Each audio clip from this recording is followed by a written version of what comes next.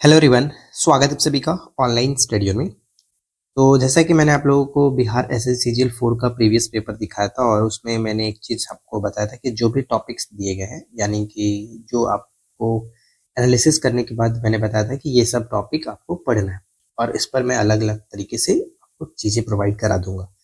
तो आपने देखा था सबसे पहला क्वेश्चन ही जो था वो सवाल कवक और लाइकेन से रिलेटेड था।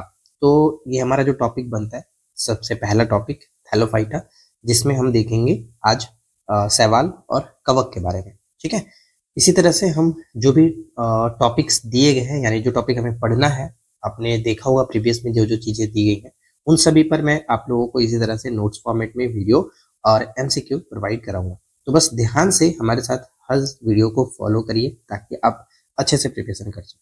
तो स्टार्ट करते हैं। सबसे पहला जो हमारा टॉपिक रहने वाला है आज थैलोफाइटा। थैलोफाइटा के अंतर्गत हम देखने वाले हैं सवाल और कवक। तो इससे जुड़ी जो भी क्वेश्चंस पूछे जाते हैं वो सब कुछ यहाँ पे आपका कवर होगा। स्टार्ट करते हैं। तो देखिए, थैलोफाइटा जो होता है वो एक तरह का कह सकते हैं क्रिप्टोगेमी के अंतर्गत आने वाला एक पौधा होता है। ठीक है, जिसको हिंदी में हम लोग कहते हैं अपुष्पोद्भिद। ठीक है, इंग्लिश में इसको क्रिप्टोगेमी कहा जाता है। अब ये जो थैलोफाइटा है वो ग्रीक शब्द से लिया गया जिसका नाम होता है थैलोस। थैलोस का मतलब होता है अविकसित शरीर या फिर थैलस कह सकते हो। अविकसित शरीर कहने का यहाँ पे मतलब ये होता है कि जो इसके अंतर्गत पौधे आते हैं उसमें जड़, तना और पत्ती का स्पष्ट विभाजन नहीं होता है। इस तरह से कह सकते हैं कि ये एक तरह का अविकसित शरीर इनका होता है, इसलिए इसको थैलोफाइटा कहा जाता है। वनस्पति जगत का सबसे बड़ा समूह होता है, ये पॉइंट याद रखिएगा, इंपॉर्टेंट रहेगा। ठीक है, वनस्पति जगत का सबसे बड़ा समूह थैलोफाइटा होता है। अब यहाँ पे जैसे मैंने आपको बताया कि जड़, तना और पत्ती का स्पष्ट विभाजन नहीं होता है, इस समूह के पौधों का शरीर मतलब सुकाय यानी थैलोस होता है। राइट, मतलब अविकसित होता है, बढ़िया से विकसित नहीं होता है। तो ये चीज ध्यान रखेंगे। नेक्स्ट यहाँ पे है कि सबसे जो इंपॉर्टेंट पॉइंट आपको ध्यान रखना जो पूछा जा सकता है, सम्मोहन उत्तक इसमें नहीं होता है। अब ये सम्मोहन उत्तक होता क्या है, सबसे पहले तो ये आपको जानना पड़ेगा।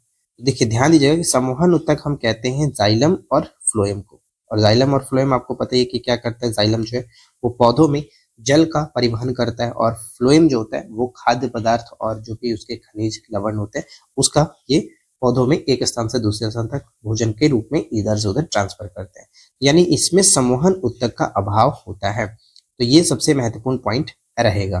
क्लियर। अब देखिए, थैलोफाइटा का वर्गीकरण किया जाता है दो तरह से। अब जिसमें हम थैलोफाइटा के वर्गीकरण में देखते हैं सवाल और कवक, इन दोनों से रिलेटेड हमेशा क्वेश्चन पूछे जाते हैं। ठीक है, तो सबसे पहले हम बात करते हैं सवाल के बारे में। सवालों का अध्ययन सबसे पहला प्रश्न पूछा जाता है जो कि फाइकोलॉजी होता है। याद रखिएगा, सवालों का अध्ययन फाइकोलॉजी।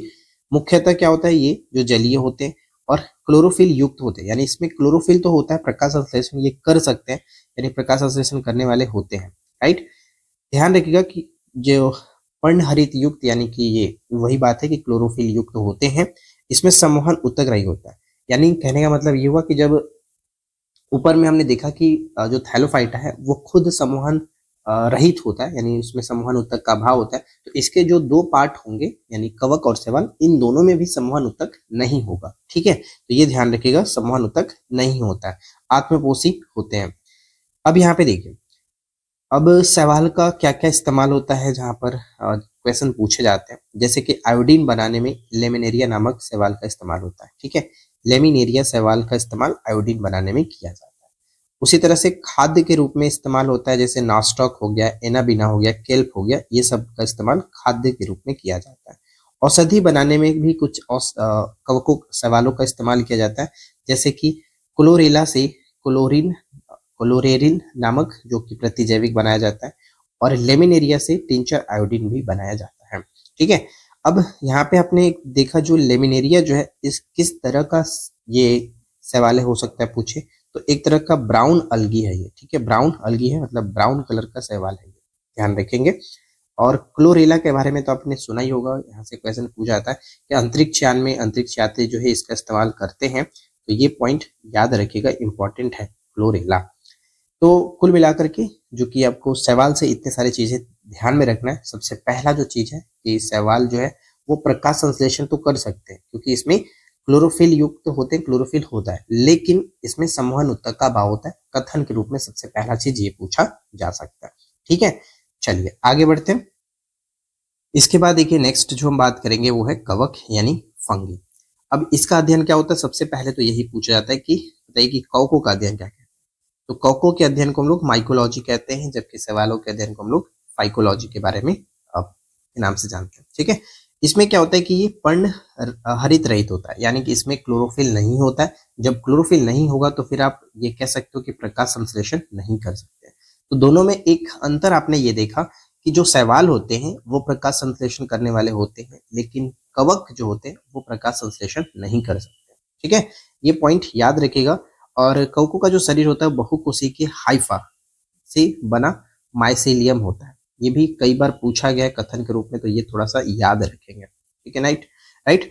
नेक्स्ट पॉइंट आता है कि कवकों की कोशिका भित्ति किसकी बनी होती है। One of the most important question, ये कई बार पेपर में रिपीट होता है कि कवकों की कोशिका भित्ति किसकी बनी होती है। काइटिन की बनी होती है, ध्यान रखेंगे काइटिन की बनी होती है, राइट। और नेक्स्ट पॉइंट ये है कि जो आपने ईस्ट देखा होगा, ईस्ट का जो एक और नाम होता है, वहां पे ये इंग्लिश वर्ड होता है सैक्रोमाइसेसिस। ठीक है, सैक्रोमाइसेसिस यानी ईस्ट का नामक कवक का इस्तेमाल डबल रोटी के निर्माण में होता है, डबल रोटी के निर्माण में होता है। अब यहाँ पे 3 पॉइंट मैंने रखा है, तीनों पॉइंट अपने आप में महत्वपूर्ण है। जैसे कि अल्फा नामक विष जो होता है वो कवक से बनाया जाता है, अल्फा नामक विष कवक से बनाया जाता है। मशरूम एक प्रकार का कवक ही है, जिसको इंग्लिश में एग्रेसिस कहा जाता है। ये एक तरह का कवक होता है। मशरूम क्या है, तो कवक होता है। ठीक है, और कवक से कई तरह के रोग होते हैं अलग अलग फसलों में, लेकिन सबसे ज्यादा जो पूछा जाता है वो है मूंगफली। मूंगफली का टीका रोग हो सकता है कि पौधे में पूछे कि पौधे में टीका, किस पौधे में टीका रोग होता है, टीका रोग का संबंध किस पौधे से है, किस फसल से है। तो आपको याद रखना कि मूंगफली में टीका रोग होता है, कवक से ही होता है, राइट। अब देखिए मनुष्यों में होने वाले जो रोग होते हैं वो कवक से क्या क्या रोग होते हैं, जहां से कई बार पूछे जाते हैं अलग अलग तरीके से। तो दामा होता है, एथलीट फूट, खाज, गंजापन और ये दाद, ये 5 तरह के जो रोग होते हैं वो कवक के द्वारा होते हैं। और किस कवक से होता है तो वो भी मैंने यहाँ पे मेंशन किया हुआ है, जिसमें आप याद रख सकते हो। जब से सबसे ज्यादा जो यहाँ से पूछा जाता है वो है एथलीट फूट जो है वो किस कवक से होता है, तो टीनिया पेडिस के द्वारा। उसी तरह से गंजापन जो होता है वो टीनिया कपेटिस के द्वारा होता है, और दाद जो होता है वो ट्राइकोफाइटान के द्वारा होता है। लेकिन यहाँ पे ज्यादातर जो पूछा जाता है बता सिर्फ ये कि निम्नलिखित में से कौन सा जो रोग है वो कवक के द्वारा होता है, इस तरह से। तो इसको याद रखने के लिए मैंने एक छोटा सा ट्रिक बनाया है कि गंजा दमाद खाए फ्रूट, गंजा दमाद खाए फ्रूट। अब देखिए गंजा से आपको याद रहेगा गंजापन हो गया। ठीक है, गंजापन से, गंजा से गंजापन।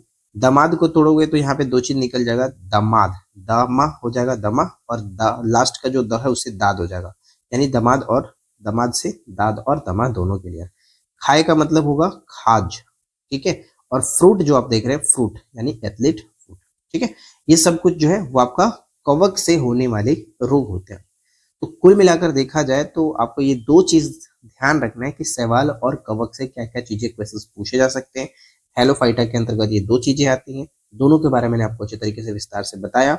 और अब देखिए मैं आपको बता दूं कि अगर आप एमसीक्यू के इसका प्रैक्टिस करना चाहते हैं तो मैं इसका एमसीक्यू अभी फिलहाल जो हमारे टेलीग्राम पर बोर्ड क्यूज चल रहा है उसके माध्यम से मैं आपको करा दूंगा। इसका एमसीक्यू आपको हमारे उसी बोर्ड क्यूज में मिल जाएगा। तो जो लोग बोर्ड क्यूज ज्वाइन किए हुए हैं बहुत अच्छी बात है, वहां पे आपको हर टॉपिक दिया जा रहा है जहां से आप आराम से चीजों को पढ़ पाएंगे, पढ़ रहे हैं और आराम से टेस्ट लगा रहे हैं, राइट। ये मैंने आपको नोट्स प्रोवाइड करा दिया, इसका अगर आप टेस्ट लगाना चाहेंगे, एमसीक्यू लगाना चाहेंगे तो वो आप हमारे बोर्ड क्यूज में लगा सकते हैं। जिसको जो ज्वाइन अगर करना है तो आप हमारे टेलीग्राम पर जाइए, वहां पे आपको सारी चीजें बताई जाएंगी। 93 42 85 15 38 इस नंबर पे आपको कांटेक्ट कर लेना है अगर आपको जुड़ना है तो। 99 का पेमेंट करके आप स्क्रीनशॉट भी इस पर भेज दीजिएगा तो डायरेक्ट आपको ग्रुप में ऐड कर दिया जाएगा, राइट। बाकी हमारी जो नोट्स है वो हमारे एप्लीकेशन पर मिलेगी, जो हमारा बैच है, जो कि हम एस वाला जो बैच है उसमें आपको ये सारी चीजें पीडीएफ मिल जाएगी, तो उसके लिए आप निश्चिंत रहें।